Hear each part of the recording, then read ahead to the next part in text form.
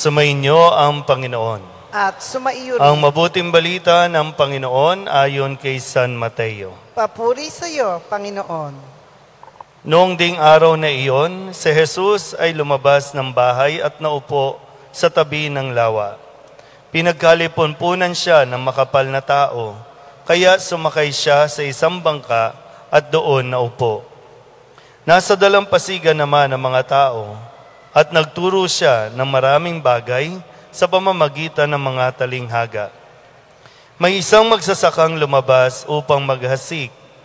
Sa kanyang paghahasik ay may binhing nalaglag sa tabi ng daan. Dumating ang mga ibon at tinuka ang mga iyon. May binhi namang nalaglag sa kabatuhan, sapagkat manipis lang ang lupa roon. Sumibol agad ang binhing iyon, ngunit nang mapabilad sa matinding sikat ng araw, ay natuyo. Palibhas ay walang gaanong ugat. May binhi namang nalaglag sa dawagan. Lumago ang mga dawag at ininis ang mga iyon. Ngunit ang binhing nalaglag sa mabuting lupa ay nag-uhay. May tig sa 100, may tig 60 at may tig 30 butil ang bawat uhay. Ang may pandinig ay makinig. Ang mabuting balita ng Panginoon. Pinupuri ka namin, Panginoong Hesukristo. Isang magandang tanghali po sa inyong lahat. Tayo pong na mga nagpupunta dito sa Quiapo ay naniniwala na pag tumawag sa Poong Nazareno ay pinagpapala. Talagang mapagbiyaya. At maraming grasya ang binibigay ang Poong Jesus Nazareno. Pero bakit yung iba umaasenso? Yung iba naman hanggang ngayon ay wala pa rin. Para bang walang nangyayari sa buhay. Saan ba tayo nagkakaproblema? Ano bang pinagkaiba natin doon? Pare-pareho naman tayong nagdasal. Pare-pareho naman tayong nagsimba. So ano bang pinagkaiba? Bakit sila umasenso na? Bakit sila naging maayos na ang buhay? Pero bakit tayo o bakit ikaw nagtatanong pa rin, ba't hindi ako maasenso? Dinidinig ba ng Panginoon ang ating panalangin? Sa tingin ko, wala namang duda na tayo po ay pinakikinggan ng Diyos. Lahat ng panalangin natin, gaano man tayo karami dito, kahit yung mga nasa abroad na nanonood sa Facebook Live, naririnig ng Diyos ang panalangin yan. Dinidinig ng Diyos ang ating panalangin. Ngayon, sa tingin ko, ang problema ay hindi tayo pare-pareho kapag nakikinig sa salita ng Diyos.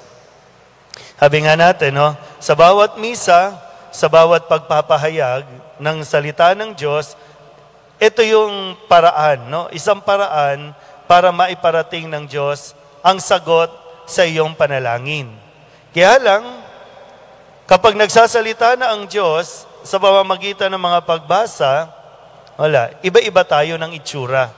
Yung iba tulala, yung iba nakatingin sa kung saan man, yung iba ang daming iniisip, na ibigay na yung biyaya pero dahil nga ang daming iniisip, may mga umaagaw na atensyon, minsan habang nagbabasa nga tayo dito, kung sino-sino tinitingnan natin, minsan naman nadidistract tayo ng mga galawan ng galawan, kaya tuloy imbis na makapag-focus, wala. Sa tingin ko doon tayo nagkakaproblema. At yun yung dapat nating tingnan at bigyan ng pansin. Kasi ilang taon na ba tayong nagsisimba?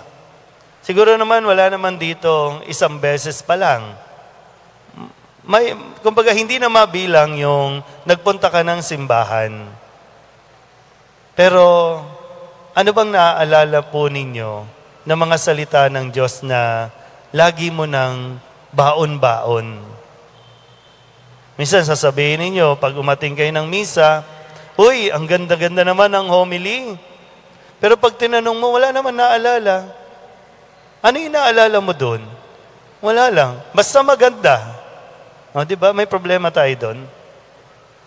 Parang pag nanood ka ng sine, na-appreciate mo, nagandahan ka, pero hindi mo maikwento. Anong aral ang napulot mo? Pag nanood ka ng concert, wala. Naglulundag ka lang, pumalakpak ka lang, pero wala. Yun yung problema natin. Kaya nga, di ba, kung gusto mong maging maayos talaga ang buhay mo, kung gusto mo talagang maging maayos ang relasyon ninyo, ang susi, nasa pakikinig.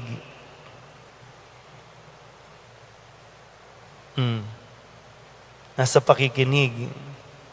Uy, gising. Wala na naman napakinggan. Ayan, di ba? Minsan sinasabi, pasok dito, labas dito. Kaya, walang na-retain. Ay, ang susi, sabi nga ni Kristo, no, sa Ebanghelyo natin, ang may pandinig, makinig. Lahat naman tayo may tenga. Dalawa nga yan, di ba? Isa lang ang bibig, dalawang pandinig. Nandun pala yung susi. Kaya nga, ito pinagdidiinan ko, no? Ang may pandinig, makinig. So, maintindihan natin yung mga kapatid na may problema sa pandinig, na wala talagang narinig. Kaya lang tayo, normal naman, pero bakit walang napakinggan? Lalabas ka na naman dito, hindi mo na naman alam, ano ang gagawin ko? Binigay na ng Poong Nazareno yung dapat mong gawin. Yung dapat mong sabihin, yung dapat mong ikilos, pero wala na naman. Tingnan niyo mga katabi ninyo, tulala, di ba? Tulala. Yan, ganyan. Kaya, ngayon, kung sakasakaling nagtatanong kayo, bakit hindi ako pinapakinggan ng Diyos? Ikaw ba nakinig sa Diyos? Ulitin ko po, no? Walang duda, pinakikinggan tayong lahat ng Diyos. Pero kapag nagbabato na ang Diyos ng kanyang mga salita, ang tanong, ikaw ba nakikinig? At kung nakinig ka, ikaw ba handa mong gawin kung anong sinabi ng Diyos? Ang may pandinig, makinig. Amen.